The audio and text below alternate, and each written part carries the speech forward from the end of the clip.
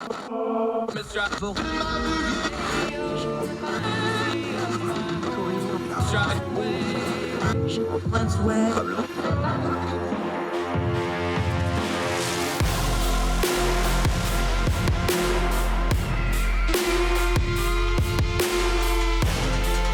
your host, Andrew Donaldson. This is Heard Tell.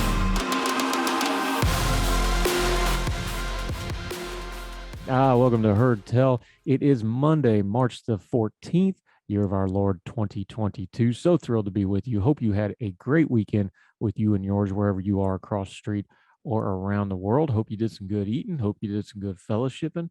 Hope things are well where you are. There's a lot of stuff going on in the world. We're going to turn down the noise on some of it. Going to talk a little politics today. We're going to talk about the messaging by President Biden and the Democratic Party going into the midterm elections. They're trying out a few things, putting some balloons up. We're going to see which ones floated, which ones popped. Also, the Iowa Caucuses. I know 2024 feels like a long way away. It's not, and especially determining how we're going to elect our next president, or if President Biden's going to get reelected. Whether or not they have the Iowa caucuses is going to be a big, big deal. It's also going to change how people do their strategy when people get in and out of the race. We're going to talk Iowa caucuses a little bit later on. Great guest today, Grace Bydalek. I'm still probably not saying that right, as you'll hear from our interview. Great guest, another Young Voices contributor. She's also a working actress and in the arts. So we're going to talk about a piece she wrote about Calvinball. If you're not familiar with the term Calvinball, she'll break that all down for you, as opposed to how governments have dealt with things like the COVID-19 pandemic, how the rules seem to change all the time. That's what Calvinball gets into. But the second half of that conversation, also an important one. We're going to talk a little bit about the arts and culture, something COVID-19 took away from a lot of folks, took away the culture scene and the arts scene. We're going to get into that, how that's important to us as humans and as people, and it helps us maybe keep some perspective on the COVID-19 pandemic. She's also a New York dweller. She can talk about the early days of the pandemic as opposed to now. Grace Bydalek on the program today. Excited to have her. But let's start with what is dominating the news. Once again, Ukraine and Russia. Russia is just leveling cities now. They're blatantly attacking civilians. Everything they're doing is a war crime. The war itself is a war crime because wars of aggression are illegal under international law. But there's a little bit of a side story we want to pay attention to, because we'll be talking about Ukraine all this week, like we have been for the last 2 weeks. From the BBC, the EU and US helps Ukraine. China helps Russia, writes the BBC. If that's how this goes, then it's a delineation that will make the war in Ukraine an even more consequential one. The White House has decided to make public its claim, just as President Biden's top security advisor is due to meet China's most senior diplomat. It appears to be a tactical move to put pressure on China, presumably to either conform or deny it. The bigger aim could be to try to make Xi Jinping weigh up the pros and cons of his current position of what last week was called a, quote, rock solid relationship with Moscow. Remember that it was just weeks ago that the Winter Olympics were opened in Beijing. President Xi and Putin declared a new alliance that had, quote, no limit. Well, a few things changed since then. Back to the BBC. Military aid could clearly be part of that, but in the days after Russia's invasion, China has condemned the UK, the US, and others for giving weapons to Ukraine's military, saying they were adding, quote, fuel for the fire. If the US intelligence assessment is correct and Beijing follows through on that request, then they too would be adding fuel to the fire. All right, let's back up. I know a lot of people are worried about the bear and dragon. Look, Russia and China is never going to be a natural alliance. They're not natural allies. They're natural opponents. However, let's pay attention to what's really happening here. This is more than just geopolitics. One of the things we always say on this program is when you're not sure about the truth, follow the money. The money will get you to the truth. What China wants to do here, and what they're probably going to take advantage of, is not so much militarily with Russia, although they'll do that because they're perfectly happy and it suits their aims for Putin to be a chaos agent in the rest of the world.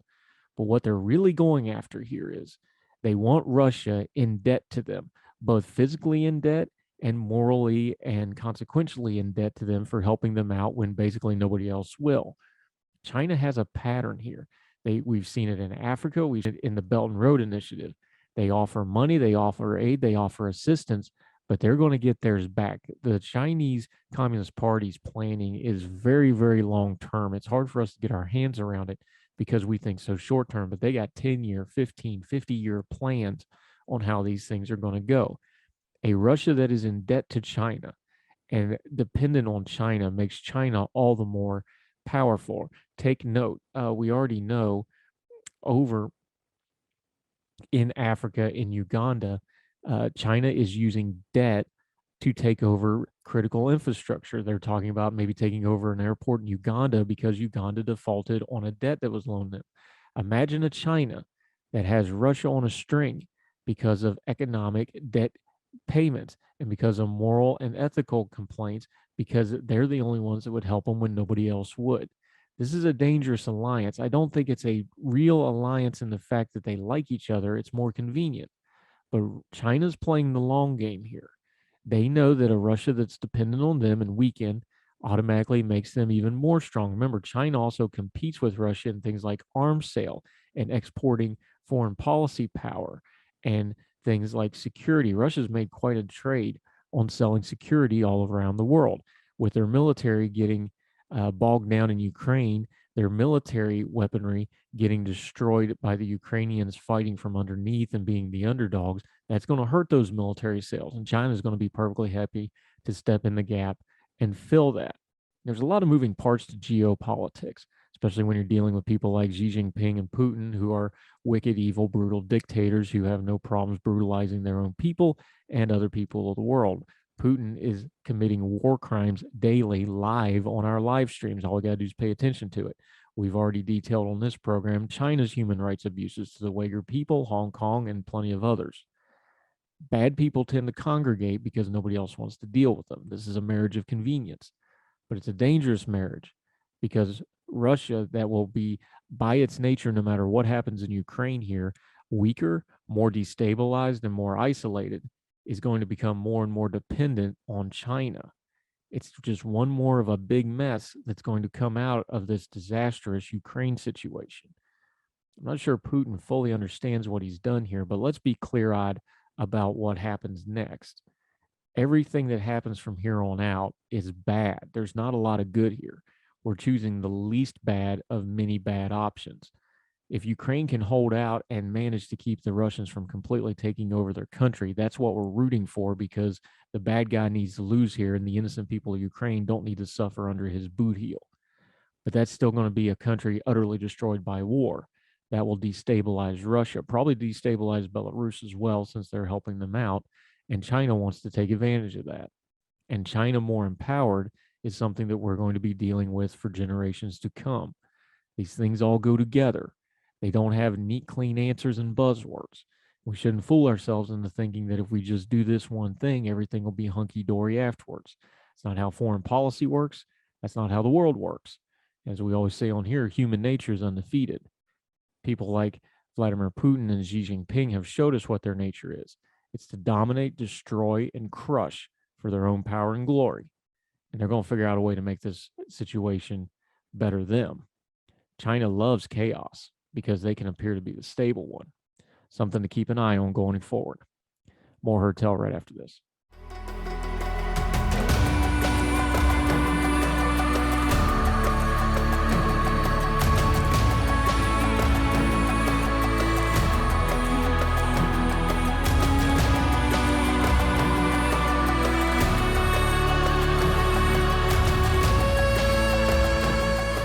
Welcome back to Heard Tell. I'm Andrew Donaldson. Thank you for sticking with us. Some domestic politics real quick. The Biden administration and the Democratic Party are trying to get their messaging set for the midterm elections, and we've seen a lot of it in social media. We've seen it from the president himself. He means tested some of this in the State of the Union, and the Democratic Party is doing it. It's not going well. It's incongruent. It's not matching up. Doesn't make a lot of sense. Now, I understand what they're trying to do, but they're doing it poorly. Here's the problem. When you have Nancy Pelosi at the podium saying that, of course, government spending doesn't have anything to do with inflation, government spending is fixing inflation. People are going to recoil. They know that that's just not true. Now, I understand maybe she's getting at some policies that they're aiming at it, but yes, you can't just spend like a drunken sailor as a government and not affect inflation. Let's be adults here. President Biden's got a similar problem.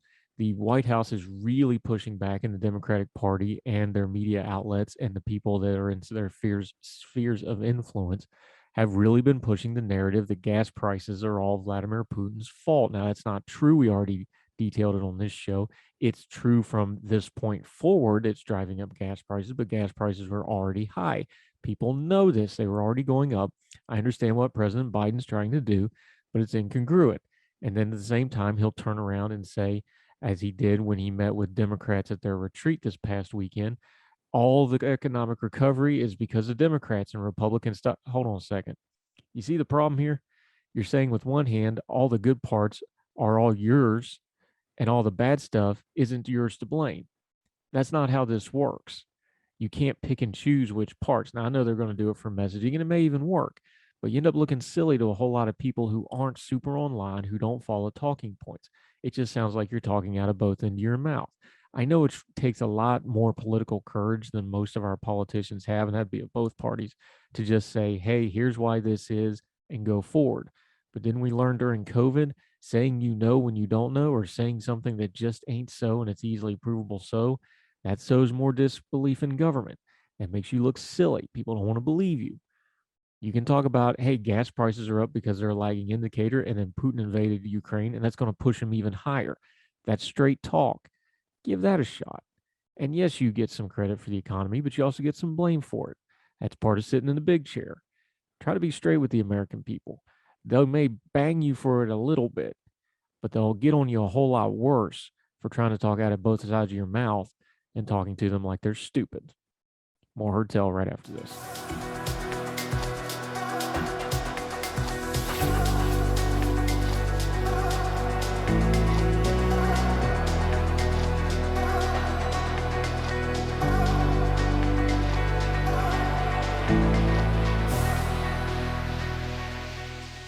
This should be fun. Welcome back to Heard Tell. I'm Andrew Donaldson, another Young Voices contributor, not competitors. We have some friendly competitions, but contributor with Young Voices. Grace Bydalek. Did I get it right that time? I've been practicing it. Unfortunately, no. Dang it. What was it? It's Bydalek. Like Bydalek. See, I see Dalek and I start thinking Doctor Who, and it's Grace Bydalek. I think your daughter's Bedazzle. You know? Bydalek. All right, Grace Bydalek. She's a performer. She's an artiste, an actor. She also does commentary through Young Voices, which we're going to be talking about today because she's been writing. How are you this morning? I'm doing well. I'm doing great. Got my coffee. Got your coffee. Doing better than I am with pronunciation. Fortunately, you're an outstandingly good writer. You took to the pages of Detroit's Press and talked about, I love this term so much. So just explain it to everybody. But for folks that aren't very online and doesn't know the online parlances and the memes involved here, what does Calvinball mean? You know, it's not so much being online that would allow people to know this term. My brother and I grew up reading Bill Watterson's phenomenal comic books, Calvin and Hobbes, and I think that's probably where a lot of our antics came from. But we would laugh. We would just like lay in bed and read these comic books for hours and hours and hours on end and just laugh ourselves to sleep. And so this game, Calvinball, is something that's born out of Calvin's imagination. And he and Hobbes play in the backyard, and they make up the rules as they go along. There's a quote in the book that says the only permanent rule is that you can never play the same way twice. And so that's where the term came from. Now that makes for excellent comic strip material, but as a governing philosophy, this does not work quite as well. And that's kind of what you were drilling down in the piece you were writing about, where you invoked the specter of Calvinball. Right. It's very cute coming from Calvin and Hobbes, but unfortunately, when it comes from our political betters, not so much. Now, we ran into this North Carolina, where I have a home, where we talk about, well, we're going to believe the experts and we're going to believe the science. Okay, great. Who's the experts and who's the science? And from Governor Roy Cooper, we never actually got a list of who the experts were, oddly enough. You found this looking at a couple of different blue state governors of when they start to change the rules, or in the specific case now, as they start to relax the rules, there doesn't seem to be a lot of rhyme or reasons to these things. And then it lets people kind of mind wander to things like, okay, is it coincidence that the political winds blow one way, polling goes one way, public opinion goes one way, or are they actually trying to follow some sound advice? And that's why you invoke the Calvinball imagery here. Yes, precisely. That's exactly why I invoked the Calvinball imagery. Unfortunately, I think when you talk about experts, specifically, we've been listening to people who do not have their best intentions in mind, or do not have our best interests as a people in mind. So the science hasn't changed. We're just being gaslit. All right. So some folks want to be more generous and say that this is just a habit of, the machinations of normal government. It's top down. We're trying to do one size fits all. There's a lot of do something involved here. Generous approach is to think that, okay, this is just how the government always does things. They reactionary. They're trying to do one size fits all.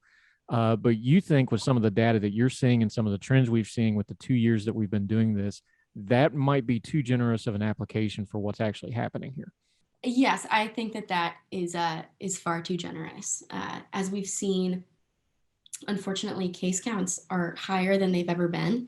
And the legislation, which is coming down from blue state governors and from the federal government at large, is not congruent with the data. Now, the problem too is the data and the optics don't always run alongside. You talking about blue state governors. We just had a massive nationwide event in a blue state in California in the Super Bowl. Mm-hmm. And that seemed to really be a watershed for a lot of people because you had, I don't know how many people fit in the SoFi Stadium, 70,000, probably 60,000. Right. All the politicians, all the major stars, the eyes of the whole country are on it. It's the biggest TV show every single year. And you have, Governor Gavin Newsom, who's been a big proponent of a lot of stuff. He's there unmasked. He's hanging around. There's not a mask to be seen anyway. Yeah. That, along with the State of the Union where nobody was masked, that really seemed to be kind of a watershed moment to a lot of folks. Yes, I think it was. I think the optics have been really egregious. I mean, as you said, we've seen an unmasked Gavin Newsom and Eric Garcetti next to a famously immunocompromised basketball player, Magic Johnson. And then we also saw a few weeks back an unmasked Stacey Abrams smiling in a sea of masked kids, which I think for parents specifically was the watershed moment that you're talking about. Why do you think the kids bother folks? Like, this is beyond just a parent thing, because of course parents are always touchy about their kids no matter what, to various degrees of, justified and unjustified sometimes. The school thing really seemed to slam home. I've written about it because, like, in the elementary school and the high school in my community is right across the street from a shopping center. So for 15 months, the school is completely shut down because we can't go over there. But all the exact same people are across the street seeing each other in the grocery store and the McDonald's across the street. And it's the same people in the same confines for all practical purposes. Yeah. I think people are realizing maybe there should have been a little bit better way to do it. But again, the optics are just incongruent, and there's just not a stat in the world for people to go like, this doesn't make sense that across the street we're all going to die, but here we can still function normally. Right, 100%. I mean, in New York, it took a full month after mask mandates were lifted in the city for the same thing to happen for the kids in public schools. And I think it's so irksome because we've known from the outset of this pandemic that healthy children have the lowest probability of developing serious illness from COVID, and they also have the lowest probability of passing it to each other. So when we're looking at cumulative mortality stats, in states reporting 0.00 to 0.01 of all child COVID-19 cases have resulted in death. And so we've seen just how, I don't want to say inconsequential, but just how unlikely this is to impact them in a negative way. And we've also seen, on the other hand, just how much negative impact mask mandates and lack of education have had on our children over the past 2 years. Yeah, talking to Grace Bydalek, Young Voices contributor, a performer. Let's go back in time, though. You brought up New York City, kind of the national awareness of the things. We had the NBA player, and then the NBA shut down. That's when everybody kind of went, oh, okay. But it was New York City. That's where it kind of really broke out. And of course, that's a media hub. So anything that happens in New York gets amplified to the rest of the country. Yeah. Go back to that because you were there for that. You're a New York dweller. Go back to that time though and kind of compare it to now, because what did they do then? And looking back on it now, because that's when everybody started really paying attention to this, is like, we're shutting down New York City. That's shocking to people. Yeah, it was shocking to people. That was when Cuomo was in office. I remember it very well. It was middle of March. It might have been March 12th or 13th when the world, it seemed, shut down entirely. And I remember I had a full social calendar, a full work calendar, and within about 24 hours, everything that I had scheduled for the rest of my life was off the table. And I remember things just dropping off my calendar one by one by one by one, and thinking to myself, like, oh, they're not gonna, you know, they're not gonna keep me out of work for more than 3 weeks. It's not going to happen. Or, oh, they're not going to cancel the United Airlines half that my dad and I are supposed to run together. Oh, they're not going to cancel the New York City Marathon. And one by one, these things just started to drop. And I also remember being in, I don't know, a Trader Joe's and seeing two grown men getting in a fight, a physical altercation over toilet paper and cauliflower gnocchi. And unfortunately, that was the moment where I realized, oh, people are scared. People are really scared, and we've never seen anything like this in our lives. And my parents, when Trump floated the idea of an international travel ban, or of a national travel ban, said, "Hey, let's get you a ticket. You could come back home for a couple days, just for a weekend, wait it out." And I ended up being home for about 5 months. So it's kind of a crazy time. Yeah, and the reason I wanted to go back to the beginning is because, and you touched on it on your piece, a lot of what's happening here is, and we can talk about science and we can talk about data and stats. You've got a stat, 70% of surveyed are just tired or frustrated by the state of the pandemic. I Yes. don't think the coverage, we spend a lot of times, like, you had this massive emotional thing at the beginning of this, but then it went on for 2 more years after that. And that's why I wanted to kind of go back and touch on that again. You wrote it in your piece. It's a center part of your piece. There's a lot of just frustration involved in this too, isn't there? I mean, 15 days to slow the spread, right? It's the polls have really plummeted for Democrats. Faith in the president and federal health agencies have really taken a nosedive. Real Clear Politics was reporting that a mere 39% of Americans approve of Biden's performance, and 52% strongly disapprove. And that was a couple weeks ago. So I can't imagine what they're feeling now with everything happening in Ukraine. And his approval rating right now, as we speak, sits even lower than that of his predecessor, Donald Trump. To cap that off, as of late January, Democrats had lost a whopping 14 polling points in just 1 year. And so that actually constitutes the largest polling shift in Gallup's 30-year history. So we're seeing massive ramifications for Democrats in the polls. Yeah, and I think a lot of it isn't just how they handled it. I think it goes back to this Calvinball thing you were talking about. We've had, the health experts that we have on our program, Dr. Michael Siegel, these guys, they always say, look, science, you got to be consistent. And the key to good science is saying, when you don't know, say you don't know. Yeah. And there was a lot with this stuff. We know the deaths are horrible. Just about everybody probably knows somebody that had a serious illness, and God forbid they had a death involved, because the deaths are serious. But the government didn't seem to take it serious, or you can't take the government serious when they don't have a consistency to their policies. And that's where the people get frustrated. Right. 100%. 100%. We've seen also, just on the topic of deaths, I mean, we've seen the government making policies off of case rates and not hospitalization and death rates as well, which I think is something that has really frustrated people. Because for a lot of people, for children, for young adults who are ready to get their lives back in motion, this disease this virus was not necessarily a serious threat from the beginning. Yeah. Talking to Grace, I think it's one of those things, the old Vince Scully quote of, a statistics are kind of like a light pole. People think it's for illumination, but mostly it's just to hold up a drunk. Mhm. There's stats for everything. And it felt to a lot of folks that the death stats were one thing, and they even debated how some of those were tabulated. But then when you started talking case rates, but then you'd switch to the death rates.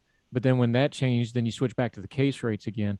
Just the confusion of what we're talking about is bad science, but it also makes for bad governance, doesn't it? Right, 100%.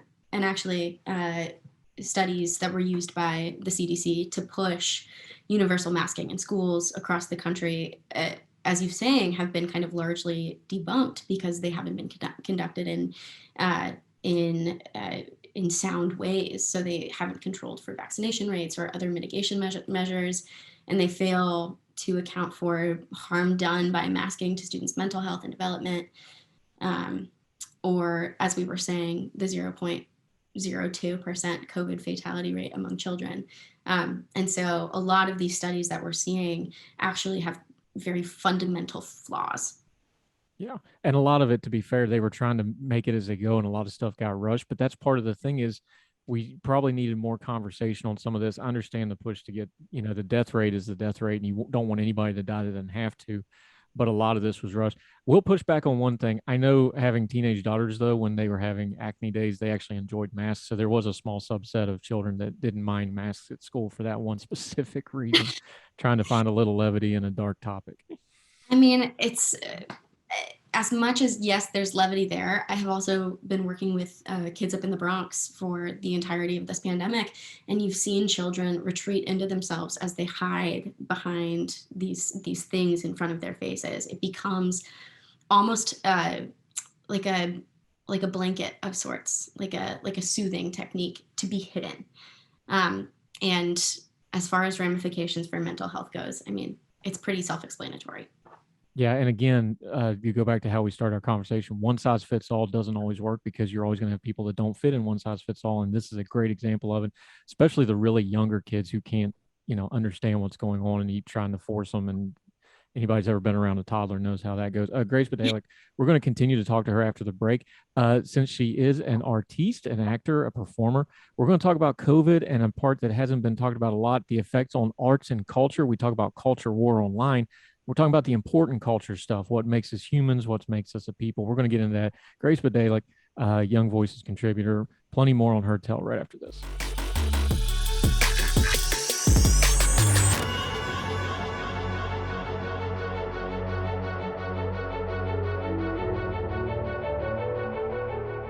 Welcome back to Heard Tell. Thanks for sticking with us. I'm Andrew Donaldson, talking to Grace Bydalek. Am I getting better with it? Bydalek. All right, we'll keep practicing it. We got a whole segment to practice on. Grace Bydalek, Young Voices contributor. But let's put your other hat on. You're also a performer. You're a working actor, actress. One thing that I think got lost with all the isolation and all the shutdown stuff, you're in the performance industry, you're in the entertainment industry. We lost a lot of cultural stuff. And I think it's been interesting watching people talk about things. We can kind of laugh about like going to the theater or going to a show or going to a music venue. People really, really miss that. And it's not just that they missed it for mental health and stress relief reasons. That's a big economic hit on top of it, too. Talk about it, because I know Broadway got a lot of coverage. New York City has a thriving art scene, probably one of the best in the world. Talk about what it was like for COVID when that stuff just basically stopped. Yeah, 100%. An entire industry had its legs ripped out from underneath it, right? There was nothing that people in the arts industry could do. They couldn't hold auditions, except for over Zoom, and we all know how that goes. Maybe we don't all know how that goes. It doesn't go well, is what I'm saying. And performances stopped for upwards of a year and a half. And so the industry was really just decimated by this. The West End was on the verge of collapse. Broadway was in a bad way. It still is. And we will continue to see the ramifications of the pandemic on the entertainment industry for years to come. Now, for folks that go, well, it's just a bunch of actors and actresses. No, there's stage hands. There's a whole industry around this. There's some hard numbers involved in this. The entertainment industry, that's performing arts, cultural arts, it's $900 billion industry. It supports 5.2 million jobs.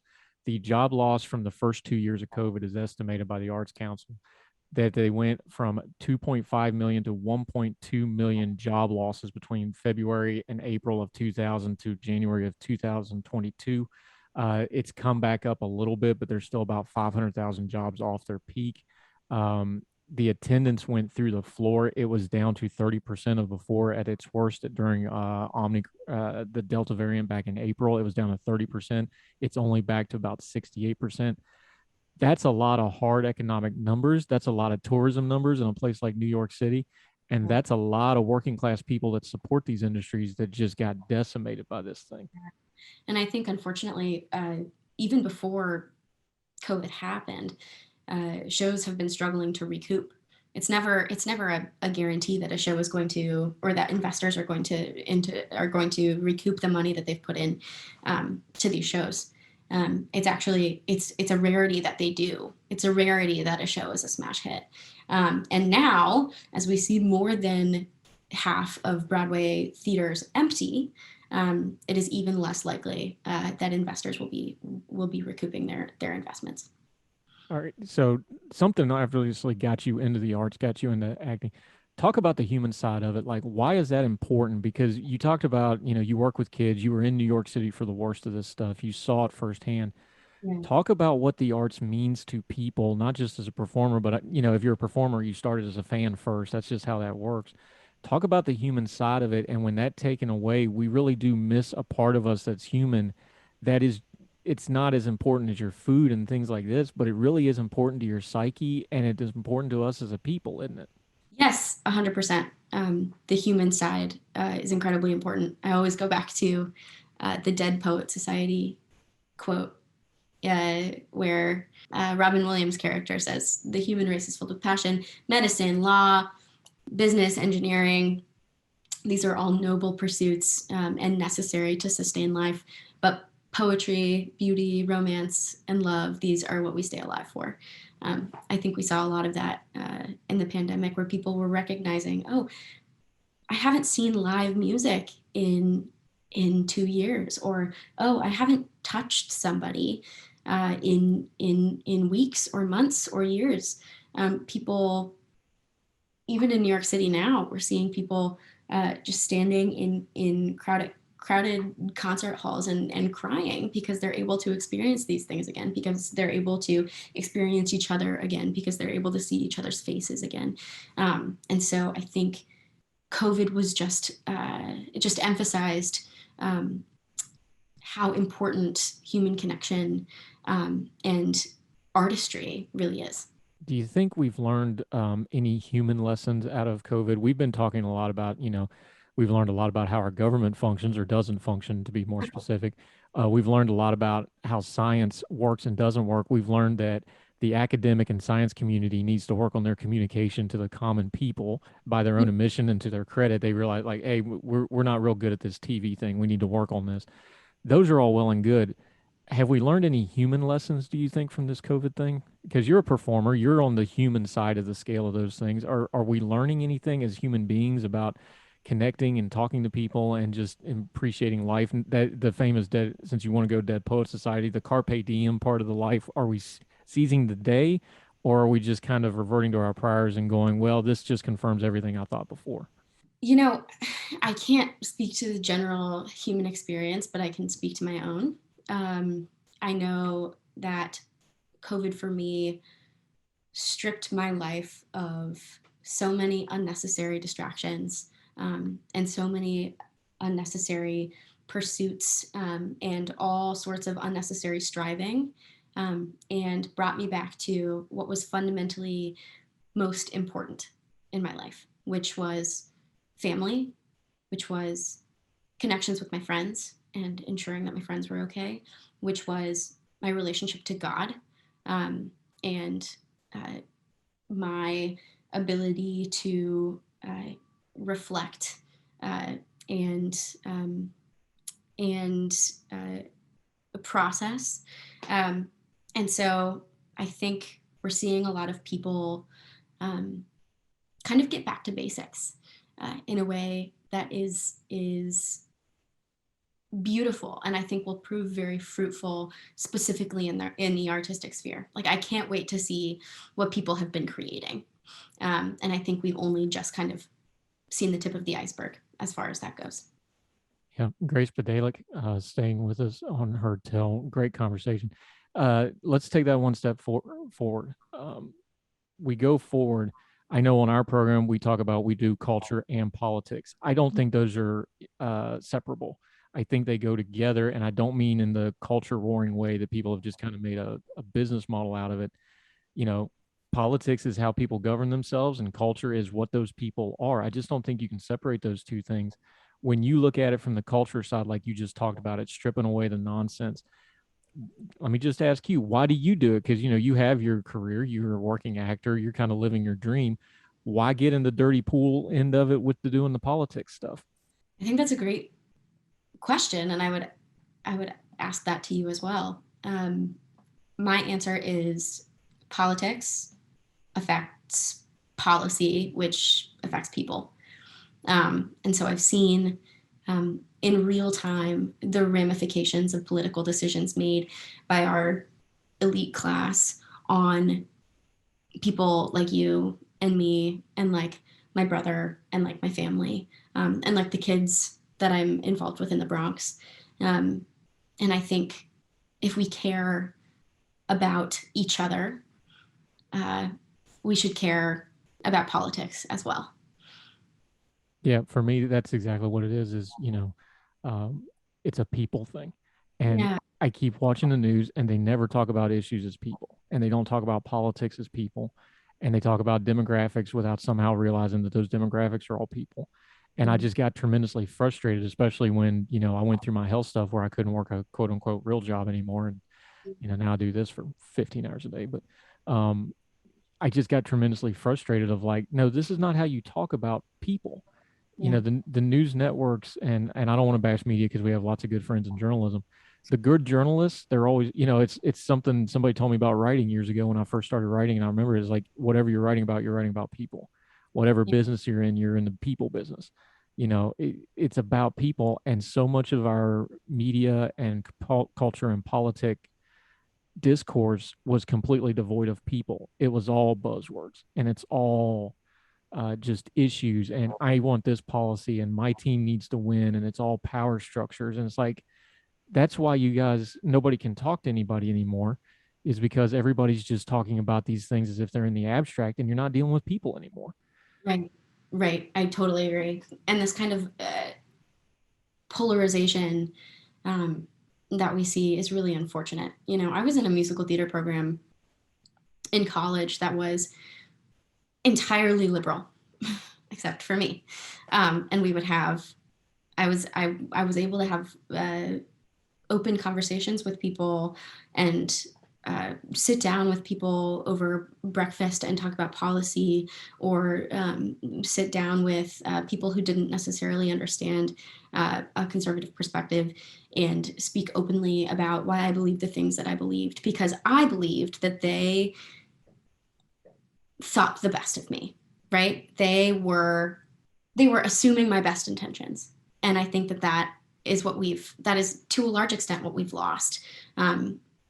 We've lost the ability to sit down at a table over a meal with a person who we vehemently disagree on as far as policy goes, and say to them, I think you're wrong, but I genuinely think that you want the best for the most people. You want the best thing for the most people. And so I'm going to hear you out. And, as I have been in theater and in the arts, I have seen it progress to this place where we are now, which is this kind of cultural illiberalism, where if you don't fall in line with this kind of new orthodoxy, you are not allowed to be a part of the industry. And so it makes me very sad, because I actually think that it is detrimental to to the caliber of art that we can make. It's detrimental to the quality of our friendships that we can have. It's detrimental to the interactions with people that we have on a daily basis. And it's also detrimental to our mental health when we're categorizing people in such strict ways. And so it makes me really sad. Yeah, I think the thing that social media does, and the reason I always say, like, just tweet at everybody as if they're sitting in front of you, it usually solves a lot of this. But we otherize people so fast, and then it just all goes downhill from there, because Yeah. you just forget you're dealing with a human being, and that goes both ways, and everybody does it, and that we all are guilty. But yeah, I'm with you. If we just, you know, you can get along with people you disagree with on everyone if you just start with the basic human level of, okay, we're going to figure out a way to just coexist in the same space here, and then go from there, instead of the other way around of looking for reasons not to get along with people. Grace Bydalek, dang it, gonna keep working. Grace Bydalek, I can't say it, but it's a fantastic conversation. Let folks know where they can follow you, what you have going on. I don't know if you want to sing a song or anything, but let them know where they can, what you got coming up and what's going on in your world, so they can follow you. If you want to hear me sing a song, you can go to YouTube. You can look me up. I'm sure you'll find anything from a tribute song that I sang when I was 12 to Barack Obama, and or my spots on Strawberry Shortcake, or my performances at Michigan in musical theater. But if you want to read my writing, you can go to my website, which is Grace Daly, DALEY, Bydalek.com. And you'll find my EP there. You'll find my writing there. Or you can follow me on Instagram at Grace_Daly. Yep. And she's a Young Voices contributor, a great group of people. Great example in you, different kind of background, but exactly, brings a good perspective. And we love working with folks like you. Appreciate you. It's not every day I get Annie Oatmeal on the show. That'll be a real niche reference for people that have kids. Grace, thank you so much for the conversation and the time today. Really appreciate it. Look forward to having you back again. Andrew, thank you so much for letting Thank me. you. Anytime, man.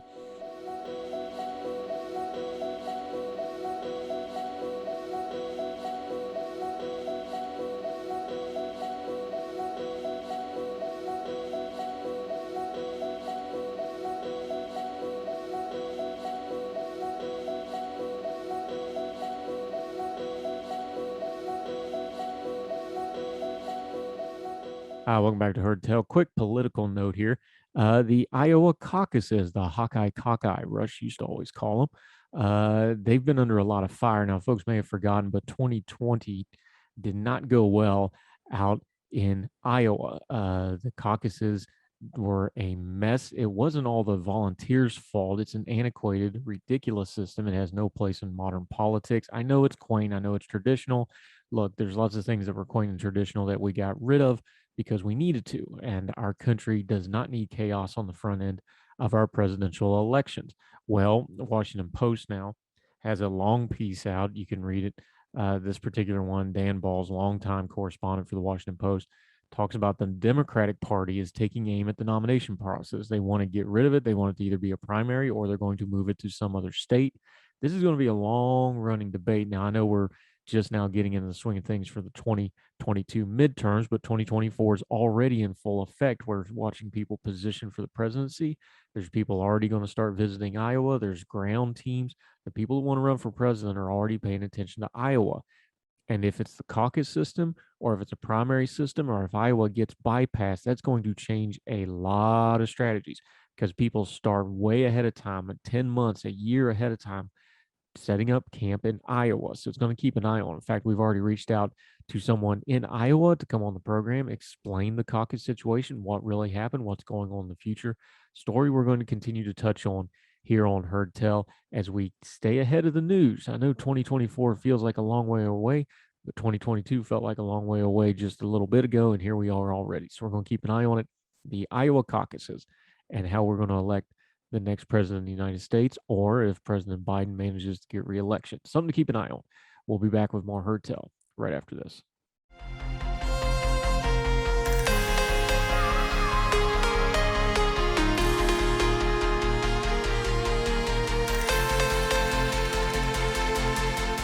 Her Tell Show, we always try to end on something that's a little happier or lighthearted. This isn't really either one of those, but it is a triumph of the human spirit in Odessa, in Ukraine.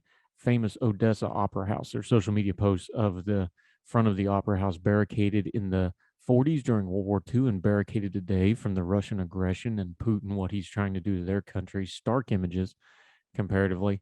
But the opera company obviously has some time on their hands because you're not going to be doing Verdi's Aida or Il Trove or Tchaikovsky's Alata because that's what they were supposed to be doing this month. Instead, they're practicing first aid and learning how to use a rifle like everybody else. However, OperaWire.com says this: as the city of Odessa prepares to be attacked by the Russian army, members of the Odessa Opera Company joined volunteers in building barricades and sandbagging walls to protect the city. Now the singers are currently undergoing training in first aid and learning how to use the rifle. Additionally, throughout the week, many singers and musicians are performing concerts in front of the opera house to give comfort to the citizens. Just this past day, members of company performed the national anthem in front of the tank trap set to protect the area from the opera building, while the chorus performed from Vapisario from Verdi's Nabucco. I have no idea if I'm pronouncing any of this right. Keith Conrad listens to this program. I'm sure he'll let me know if I'm messing any of this up. Earlier in the week, though, a Ukrainian naval band played, hey, I know this one, Don't Worry, Be Happy.